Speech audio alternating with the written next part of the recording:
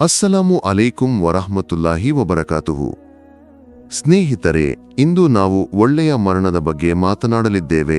ಇದು ಡಾ ಖಾಲಿದ್ ಅಲ್ ಜುಬೈರ್ ಹೇಳಿದ ಒಬ್ಬ ಶೈಖ್ನ ಕಥೆ. ಈಜಿಪ್ಟ್ನ ಅಲ್ಮಿನಿಯಾದ ವೈದ್ಯಕೀಯ ಕಾಲೇಜಿನಲ್ಲಿ ಈ ಶೈಖ್ ವಿದ್ಯಾರ್ಥಿಗಳಿಗೆ ಕುರ್ಆನ್ ಕಲಿಸುತ್ತಿದ್ದರು. 6.5 ವರ್ಷಗಳ ಕಾಲ ಒಂದೇ ಒಂದು ದಿನವೂ ಅವರು ಮಸೀದಿಯಿಂದ ದೂರವಾಗಲಿಲ್ಲ. ಫಜರ್ ನಮಾಜ್ನ ಬಳಿಕ ಸೂರ್ಯೋದಯದವರೆಗೆ ಅವರು ಮಸೀದಿಯಲ್ಲಿ ಕುಳಿತು ವಿದ್ಯಾರ್ಥಿಗಳಿಗೆ ಕುರಾನ್ ಕಲಿಸುತ್ತಿದ್ದರು. ಕೆಲವರು ಕುರಾನ್ ಓದುತ್ತಿದ್ದರು, ಕೆಲವರು ತಜ್ವೀದ್ ಸರಿಯಾದ ಉಚ್ಚಾರಣೆ ಕಲಿಯುತ್ತಿದ್ದರು, ಇನ್ನೂ ಕೆಲವರು ಕಂಠಪಾಠ ಮಾಡಿದ ಕುರಾನ್ ಸರಿಯಾಗಿದೆಯೇ ಎಂದು ಪರಿಶೀಲಿಸುತ್ತಿದ್ದರು. ಈ ಶೈಖ್ ವರ್ಷಗಟ್ಟಲೆ ಈ ರೀತಿ ಮುಂದುವರೆಸಿದರು. ಮಗ್ರಿಬ್ ನಮಾಜ್ನ ಬಳಿಕ ಇಶಾ ನಮಾಜ್ವರೆಗೆ ಅವರು ಮಸೀದಿಯಲ್ಲೇ ಇದ್ದರು. ಒಂದು ದಿನ ಶೇಖ್ ಫಜ್ ನಮಾಜ್ನ ಬಳಿಕ ಮನೆಗೆ ಬಂದರು. ಪತ್ನಿಯ ಬಳಿ ಇಂದು ನನ್ನ ಸಮಯ ಎಂದು ಹೇಳಿ ಊಟ ತಯಾರಿಸಿ ಎಂದರು. ಪತ್ನಿ ಆಶ್ಚರ್ಯಗೊಂಡು ಏನೆಂದು ಹೇಳುತ್ತಿದ್ದೀರಿ ಎಂದು ಕೇಳಿದರು. ಆದರೆ ಅವರು ಮತ್ತೆ ದಯವಿಟ್ಟು ಊಟ ತಯಾರಿಸಿ ಎಂದರು. ಬಳಿಕ ಅವರು ಸ್ನಾನಕ್ಕೆ ಹೋದರು. ಸಾಮಾನ್ಯಕ್ಕಿಂತ ಹೆಚ್ಚು ಸಮಯ ತೆಗೆದುಕೊಂಡು ಸ್ವಚ್ಛವಾಗಿ ಸ್ನಾನ ಮಾಡಿದರು. ಸ್ನಾನದ ಬಳಿಕ ಈದ್ನ ದಿನಗಳಲ್ಲಿ ಮಾತ್ರ ಧರಿಸುವ ವಿಶೇಷ ಉಡುಗೆಯನ್ನು ಜುಬ್ಬಾ ಧರಿಸಿದರು. ಪತ್ನಿಗೆ ಆಶ್ಚರ್ಯವಾಯಿತು. ಇಂದು ಈ ಉಡುಗೆ ಏಕೆ ಎಂದು ಮನಸ್ಸಿನಲ್ಲಿ ಯೋಚಿಸಿದರು. ಶೈಖ್ ಶೀಘ್ರವಾಗಿ ಊಟ ಮಾಡಿದರು. ಬಳಿಕ ನನಗೆ ಸ್ವಲ್ಪ ಸಮಯ ಒಂಟಿಯಾಗಿರಬೇಕು ಎಂದು ಹೇಳಿದರು. ಅವರು ಕೋಣೆಗೆ ಹೋಗಿ 1 ಗಂಟೆ ನಮಾಜ್ ಮಾಡಿದರು. 2 ರಕಾತ್ ಮತ್ತೆ 2 ರಕಾತ್ ಹೀಗೆ ಮುಂದುವರೆಸಿದರು. ಬೆಳಿಗ್ಗೆ 9:55 ಸುಮಾರಿಗೆ ನಮಾಜ್ ಮುಗಿಸಿದರು. ಬಳಿಕ ಪತ್ನಿಯ ಬಳಿಗೆ ಬಂದು ನಿನ್ನನ್ನು ಮಕ್ಕಳನ್ನು ಗಮನವಿಡು ಎಂದು ಹೇಳಿದರು.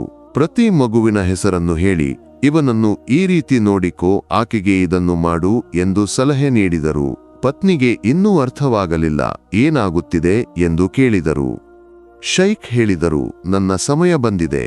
ಅವರು ಹಾಸಿಗೆಯ ಮೇಲೆ ಮಲಗಿದರು. ಬೆಳಿಗ್ಗೆ 10 ಗಂಟೆಯ ಸುಮಾರಿಗೆ ಕೆಲವೇ ನಿಮಿಷಗಳಲ್ಲಿ ಅಲ್ಲಾಹು ಅವರ ಆತ್ಮವನ್ನು ತೆಗೆದುಕೊಂಡನು. ಸುಬ್ಹಾನಲ್ಲಾ, ಈ ಮನುಷ್ಯನನ್ನು ಅಲ್ಲಾಹು ಎಷ್ಟು ಆಶೀರ್ವದಿಸಿದನು. ಅವರಿಗೆ ತಮ್ಮ ಮರಣದ ಬಗ್ಗೆ ಮುಂಚಿತವಾಗಿಯೇ ತಿಳಿದಿತ್ತು. ಆದರೆ ಅವರು ಗಾಬರಿಯಾಗಲಿಲ್ಲ.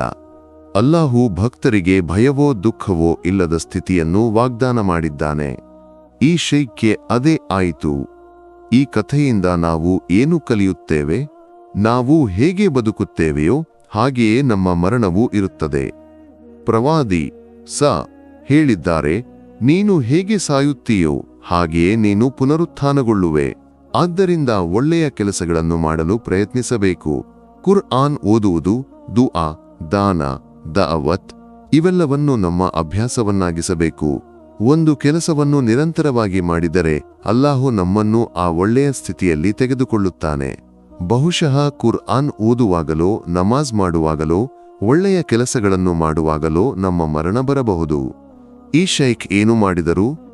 ಅವರು ಸ್ವಚ್ಛವಾಗಿ ಸ್ನಾನ ಮಾಡಿದರು, ಒಳ್ಳೆಯ ಬಟ್ಟೆ ಧರಿಸಿದರು, ಊಟ ಮಾಡಿದರು, 1 ಗಂಟೆ ನಮಾಜ್ ಮಾಡಿದರು.